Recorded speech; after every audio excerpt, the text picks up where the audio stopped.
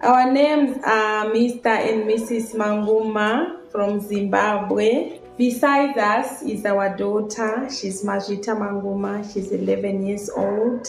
One morning, we just woke up and my daughter could not walk. So we just thought it was temporary. So I spent the day with her. She didn't even go to school. She could not stand, she could not walk. So I just thought maybe he had an injury at school, maybe she could walk maybe in a few hours or so. The next day, nothing had changed. I took her to the doctor. So the doctor just quickly referred us to the physician. Then the physician said we should go for an MRI scan. So we went for the first MRI scan, which is this one.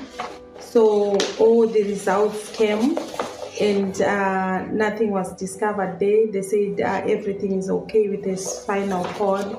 Then they said they want to take another part of his spinal cord. They took another part of his spinal cord, which is this second MRI, and they discovered that nothing was wrong with her. The physician quickly referred us again to the pediatric neurologist. So we went to the pediatric neurologist. So he suggested that she should be admitted. So she was admitted that very day that we went to the pediatric neurologist. So at that time, she couldn't walk. We could carry her everywhere we were going. It was very difficult. She was not even going to school at that time. She wasn't going to school. She stopped going to school because she was immobile. They started to do some investigations. They wanted to see what was happening with her, what was the cause of her not being mobile. They ended up taking lumbar puncture. They took some fluid from her back and then they did some tests, and then they came back saying that it's a disease which is called Guillain syndrome, which affects the nerves. So I'd never heard of that disease. I was even surprised. So they explained to me. They said that that disease cannot be cured. There's no cure for Guillain syndrome. So as a mother, it was very difficult for me. I was so heartbroken to see my child in that state that she could not walk, she could not stand on her own. It was very, very hard. So, and later on, she's not going to school. So we were discharged from the hospital.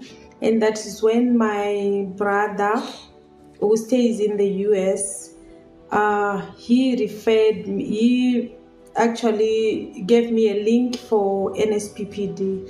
Then I started watching NSPPD and following the prayers and going to the altar every day, following all the prayers. So on NSPPD, it was announced that there's going to be a conference in Zambia. So we managed to go to Zambia with our child. It was so difficult to move around with her. So we went to Zambia. Then we went to the stadium for the conference. So by the time that Pastor Jerry was doing some declarations at the stage, our child was actually sitting down. We were there standing, doing some declarations.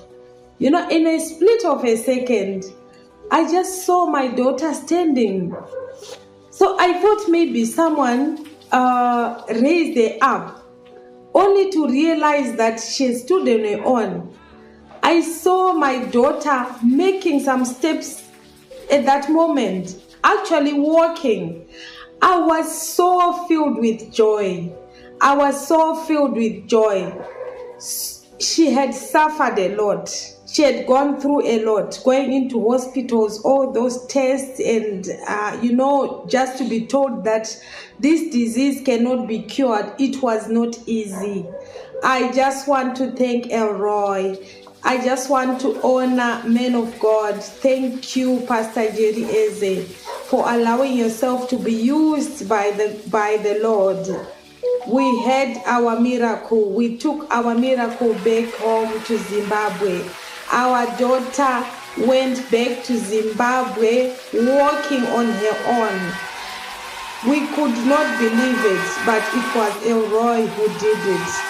We just want to thank the Lord. We thank the Lord mightily. We thank the Lord and we continue to thank the Lord.